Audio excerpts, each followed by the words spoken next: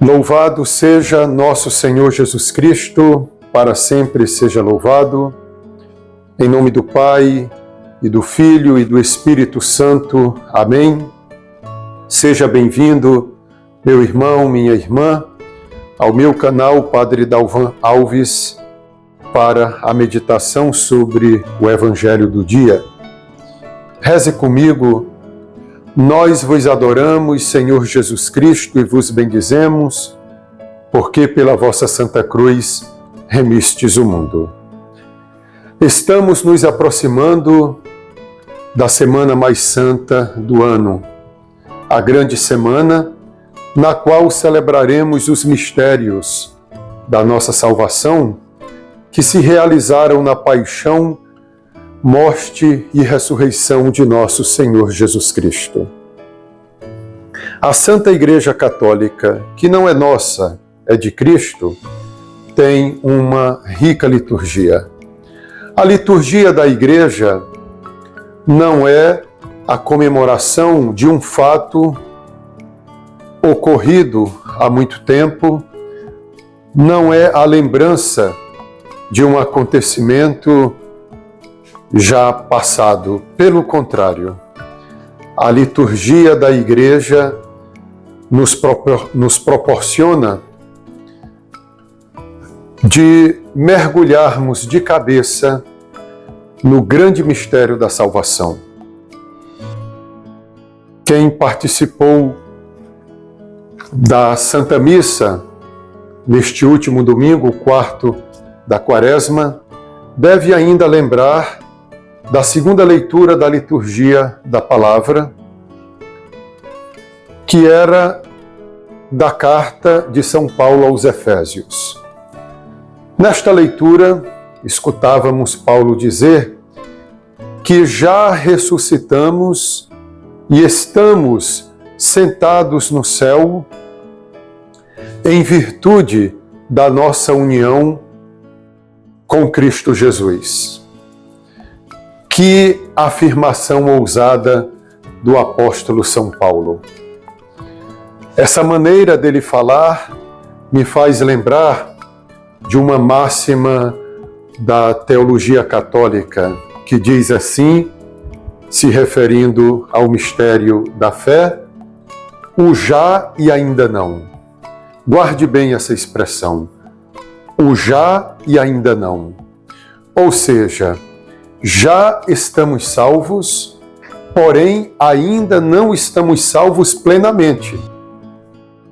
No Evangelho do último domingo, o quarto da Quaresma, Jesus no Evangelho segundo São João dizia que aqueles que creem já estão salvos e aqueles que não creem já estão condenados. Então, queridos irmãos e irmãs, nós estamos aqui na Terra para buscar a nossa salvação.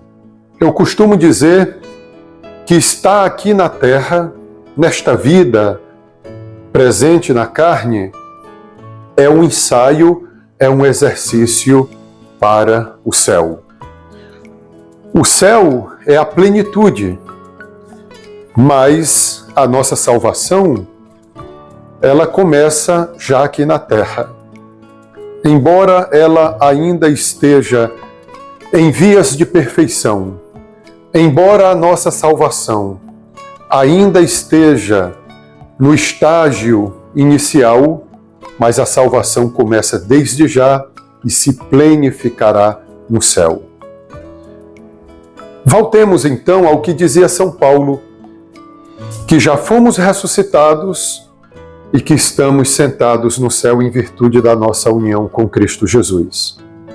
São Paulo, na carta aos Romanos, capítulo 6, diz assim aos Romanos: acaso ignorais que quem é batizado participa da morte de Cristo para com Cristo ressuscitar? Então é pelo batismo que nós já ressuscitamos com Cristo, por causa que no batismo recebemos a vida da graça, a vida nova em Cristo.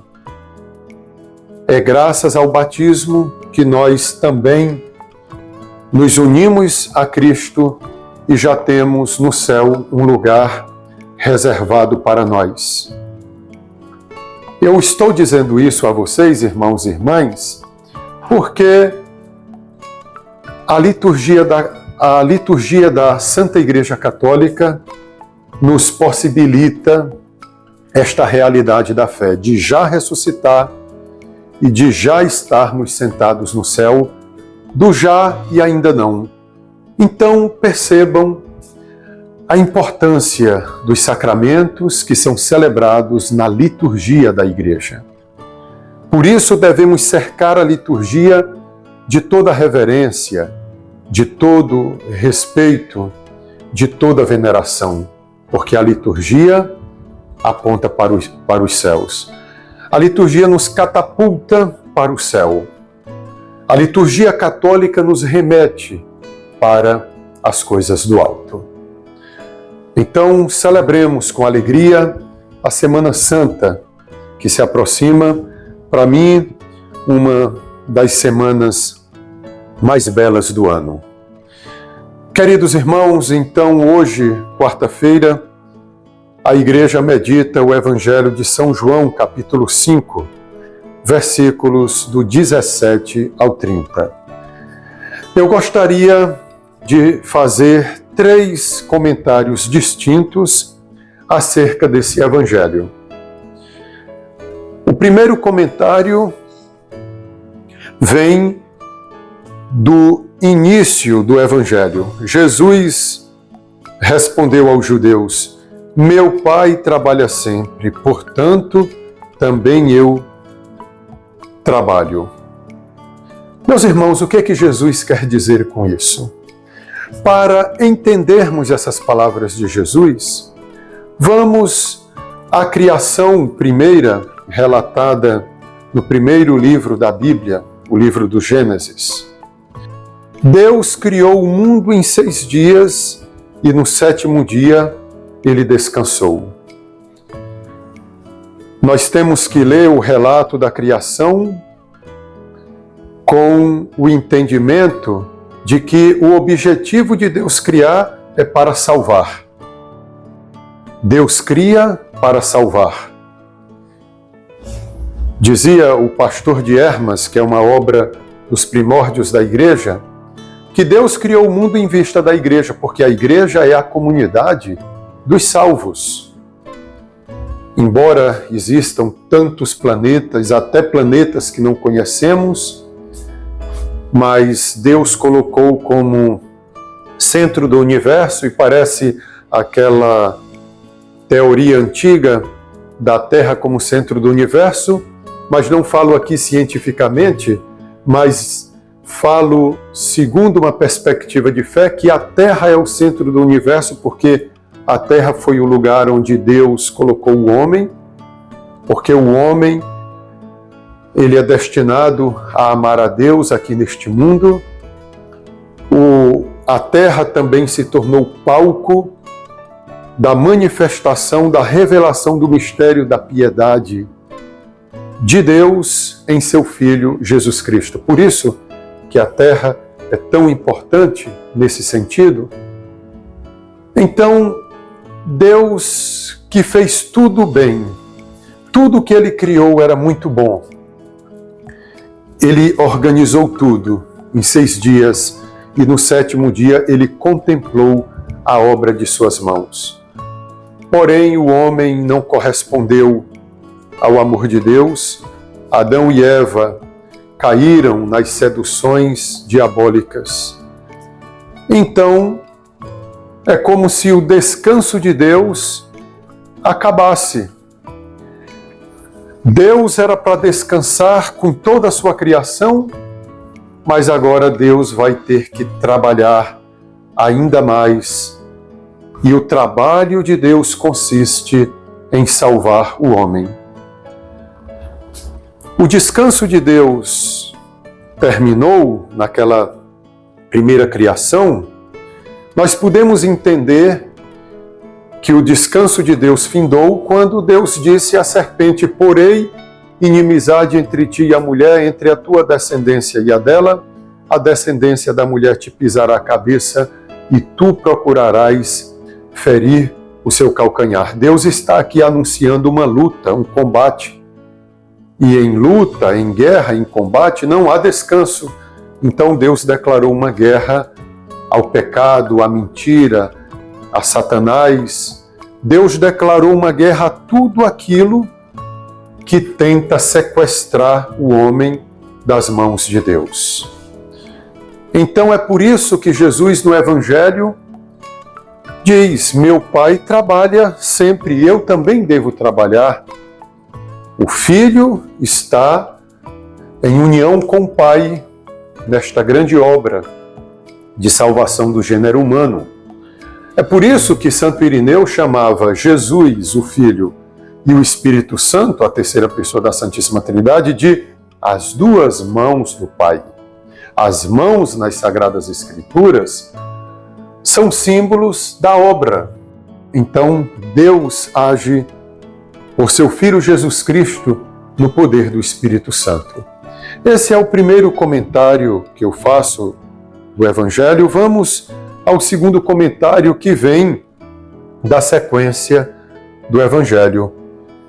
Os judeus procuravam matar Jesus, diz o Evangelho, porque além de violar o sábado, Jesus chamava Deus o seu Pai, fazendo-se assim igual a Deus. Então, meus irmãos, só pelo fato de Jesus dizer que era filho de Deus, os judeus entendiam que Jesus estava afirmando que ele tinha a mesma natureza de Deus Pai, ou seja, que ele era Deus, Jesus era Deus tanto quanto o Pai. E esta verdade a Igreja proclama no credo niceno-constantinopolitano ao rezar assim, que Jesus é Deus de Deus, luz da luz, Deus verdadeiro de Deus verdadeiro, gerado, não criado, consubstancial ao Pai. Quando a Igreja diz no credo que Jesus é consubstancial ao Pai, ou seja, a Igreja está dizendo que Jesus tem a mesma natureza divina, a mesma substância divina do Pai. Meus irmãos, não achemos que no mundo há um consenso em relação à divindade de Cristo. Se a Igreja parar de proclamar aos quatro ventos a divindade de Cristo, o mundo aos poucos vai impondo aquela heresia de que Jesus só foi um grande profeta, um grande homem. Não basta só ressaltar qualidades humanas em Jesus. É necessário proclamar, afirmar ao mundo inteiro que Jesus é verdadeiro Deus e verdadeiro homem. É por isso que nosso Senhor Jesus Cristo exaltou Simão Pedro em Cesareia de Filipe. Quando Simão Pedro respondeu à pergunta de Jesus: "E vós quem dizeis que eu sou?", Simão Pedro disse a Jesus: "Tu és o Cristo, Filho do Deus vivo." Simão Pedro, quando chamava Cristo o Filho do Deus vivo, estava afirmando que Jesus era também Deus. Antes de tudo, ele era Deus, mas que se fez homem.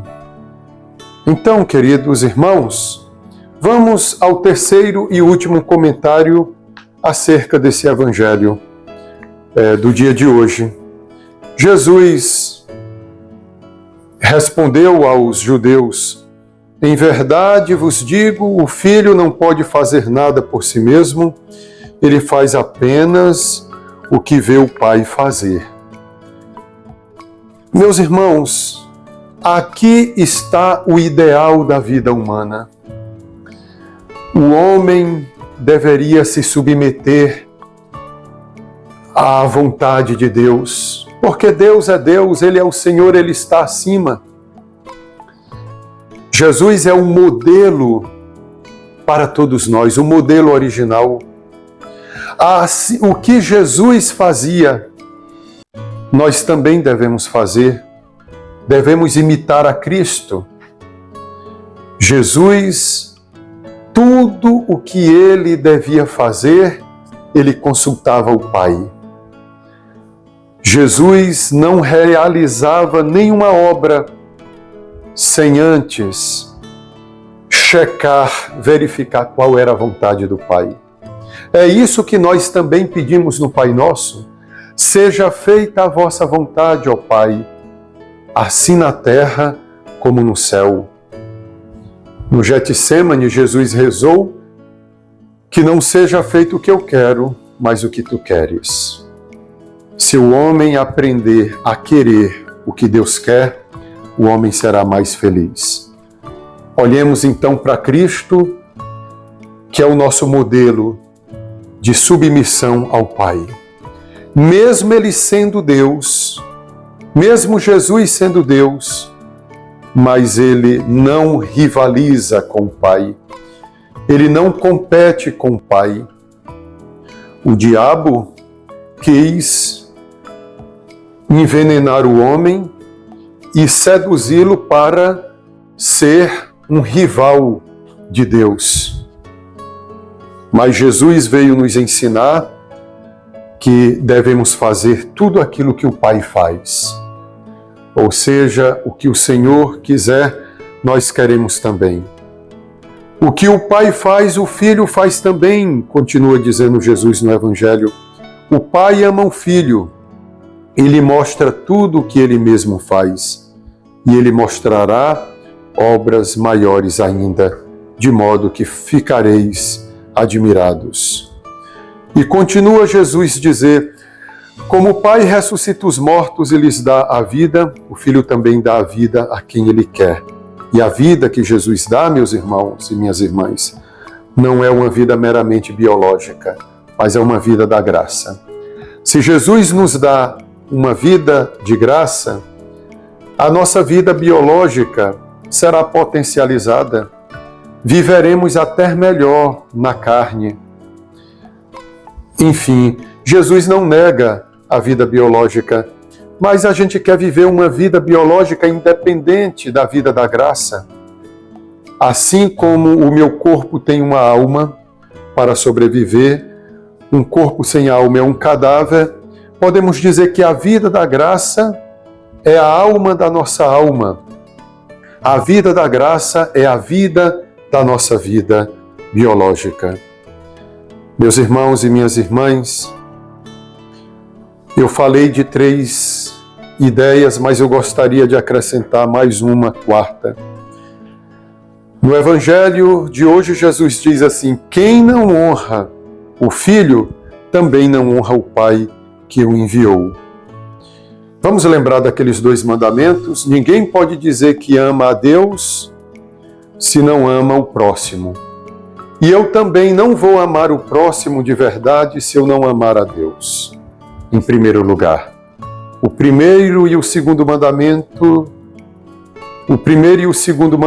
estão interligados. Eu posso dizer também que, da mesma forma que eu não vou ao Pai senão pelo Filho, o mundo só pode conhecer o Deus verdadeiro se conhecer Jesus Cristo. É por isso que nós temos que libertar as pessoas da ignorância.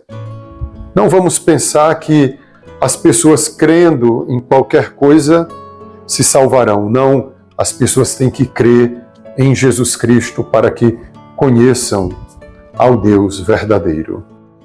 Queridos irmãos, agradeço a paciência e a atenção de todos e quero pedir para você ajudar o nosso canal se inscrevendo, dando seu like, comentando o conteúdo que postamos aqui e divulgue para mais pessoas o link desta homilia, porque o nosso canal precisa crescer. Peça para o seu amigo se inscrever no nosso canal para que você também possa receber as notificações da homilia diária. Louvado seja nosso Senhor Jesus Cristo, para sempre seja louvado, pela intercessão de Nossa Senhora das Dores. Abençoe-vos Deus Todo-Poderoso, Pai e Filho e Espírito Santo. Amém. Fiquem com Deus e com Nossa Senhora.